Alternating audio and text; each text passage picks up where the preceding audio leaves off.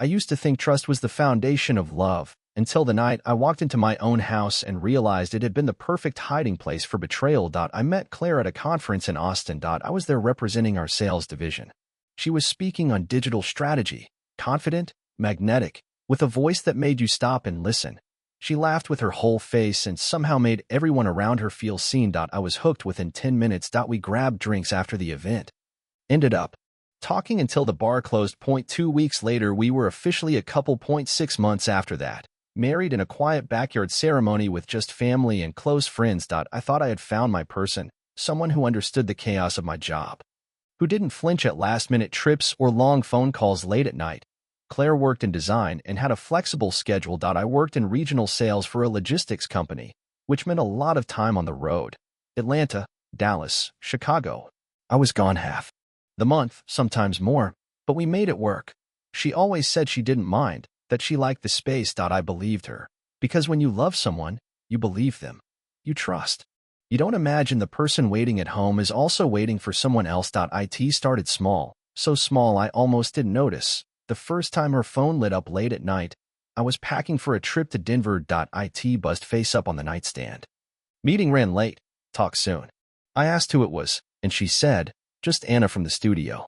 She flipped the phone over and smiled like nothing was off.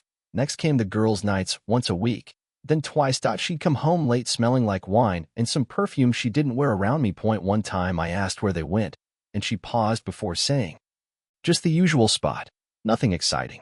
But her eyes darted. Just a flicker. I shrugged it off. I wanted to believe we were fine. After all, we still cooked together on weekends when I was home, still cuddled up on the couch, still said, I love you, before bed. That had to mean something, right? But the truth was creeping in at the edges. She laughed less. Her kisses felt distracted, and every time I left town, I started feeling like I was walking out of a house I didn't fully belong to anymore. Still, I trusted her. I told myself I was just being paranoid. Work stress. Travel fatigue. Whatever excuse helped me sleep. Looking back, I wasn't blind. I was just hoping the truth wasn't what it felt like. It was a Tuesday. My meeting in Phoenix wrapped earlier than expected. And for once, I didn't feel like booking another night in a hotel. I told my team I needed some home time, grabbed an evening flight, and landed just after 10. Didn't tell Claire I was coming back early. Thought it'd be a nice surprise. Picked up her favorite pastries at the airport. Bakery. Silly, I know, but I missed her. I was thinking about how she'd smile when she saw me at the door. When I pulled into our driveway, something froze in my chest. There was a car I didn't recognize parked a few feet from the garage. Black sedan. Still warm, lights off. Engine quiet. I knew all of Claire's friends' cars. This wasn't one of them. I stood there for a second, keys still in the ignition. No movement inside the house. But one upstairs light clicked off just as I turned the engine. I stepped out. Slowly. Left the box of pastries in the passenger seat. Unlocked the front door as quietly as I could. The hallway smelled faintly of cologne that wasn't mine. I could hear two voices upstairs. Hers and a man's. Low. Familiar. I didn't run. I didn't yell. I just walked, one foot in front of the other, as my world narrowed into the sound of my own heartbeat in my ears. The bedroom door was cracked open. I heard laughter. Hers. Then silence. Then a whisper I couldn't make out. I pushed the door slowly. No creak. Just that smooth, awful slide of wood against carpet.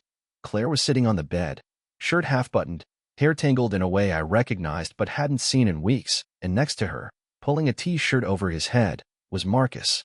Her ex, the one she swore was ancient history. They both froze when they saw me. Claire's eyes went wide, her mouth opened, but nothing came out. Marcus stood up like he was ready to explain something, to talk his way out. I didn't give him the chance. Get dressed, I said quietly. No shouting. No threats. Just cold, deliberate words. And get out. Claire finally found her voice. It's not what you think. It's exactly what I think. I cut in. And worse. Marcus tried to say something, but I turned to him and said, you have 60 seconds. He didn't argue. He left without his socks. Claire started crying. Said it was a mistake. Said it only happened once. I didn't say anything.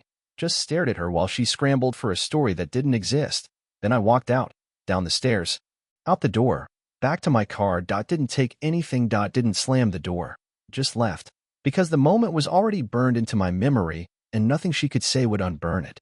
I checked into a Holiday Inn about 15 miles from the house. The room was nothing special, Standard white sheets, a quiet heater humming in the corner, but it felt like shelter at a place without lies in the walls. That I sat on the edge of the bed, clothes still on, phone still in my pocket.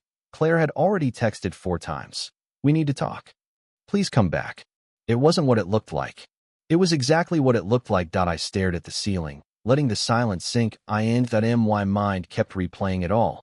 The late-night texts, the excuses, the way she pulled away lately. I had ignored every signal. Told myself that trust meant not asking too many questions. But trust doesn't mean blindness. It means honesty. And that was long gone. By morning, I'd already made the call to my lawyer. Told him I wanted the divorce paperwork started. Quick, cleaned up, no discussions, no second chances. I wasn't angry. I wasn't even sad anymore. I was just done. Because love shouldn't make you feel like a fool. And staying in that house would have meant lying to myself every single day. I drove back home the next afternoon. Not to talk, not to listen, just to act. Claire was out. Her car wasn't in the driveway, and I was grateful for that. It gave me time to do what needed to be done. First stop, locksmith. I had the locks changed, front, back, garage, all of it. The house was in my name. We bought it after the wedding, but I paid every cent of the down payment. My lawyer confirmed it. Legally, it was mine. Then I packed a small box of her things, essentials, just enough to be polite. The rest would stay locked away until her attorney reached out. But I wasn't done yet. I called her parents, said I needed to stop by. Told them it was important. They always liked me. Maybe more than they liked their own daughter, if I'm honest. When they opened the door and saw me standing there, holding a manila envelope, they looked confused, concerned. I need to hand deliver these, I said, keeping my voice calm. Claire showed up 20 minutes later, face pale, eyes puffy. She froze when she saw me sitting in her parents' living room. What is this? She whispered. I stood up, handed her the divorce documents, and looked her father in the eye. I thought you should see the kind of man she's been spending time with while I was flying across the country to support our life. Claire's mom gasped. Her father didn't say a word, just stared at her. I turned to the door, walked out, and didn't look back. She came home later that night. I was already gone, of course, but not before making sure everything was where it needed to be. The locks changed, her keys useless, the divorce papers served in front of the people she had always tried to impress the most. I left her box on the front step. Neatly packed, no theatrics, just the basics. Phone charger, a few clothes, her favorite mug, cold, clean. Final. I watched from my car across the street as she pulled up. She got out slowly, confused at first. Then she tried her key. Once, twice. That's when she noticed the box. She stood there for a moment, just staring at the door, like it might open out of pity. Then she sat down on the step, hands over her face. I could see her shoulders shaking. A few minutes later, her parents arrived. They didn't hug her. Her dad stayed by the car. Her mom said something, quiet, sharp. Claire shook her head like a child. Caught in a lie. I didn't stay to watch the rest. I drove off, windows down, no music playing, just the sound of wind and the quiet kind of satisfaction that comes when you finally stop pretending. When you close the door, not in anger, but in clarity. It's been 6 months. Claire tried to reach out a few times. A long email. A voicemail. I never listened to. A message through a mutual friend, asking if I'd at least talk things through. But there was nothing to talk about. The moment I walked out that door, the chapter closed. I focused on work. I started running again. Bought a used boat I'd always talked about, but never had time for. My weekends became mine again. Quiet, steady, peaceful. People ask if I regret how I handled it. The truth is, I don't. Because once trust is gone, no speech or tears or promises can rebuild what's already rotted through. Claire didn't just break my heart. She dismantled the entire framework I'd built my life on. And I realized it wasn't about him. It was about how easily she could lie, and how willingly I ignored what I already knew deep down. Here's the lesson I'll leave you with. Trust your instincts. If something feels off, it probably is. Don't ignore that voice in your gut. It's not paranoia, it's self-preservation. And most of all, don't let anyone convince you that loving them means losing yourself. You deserve better. I know I did.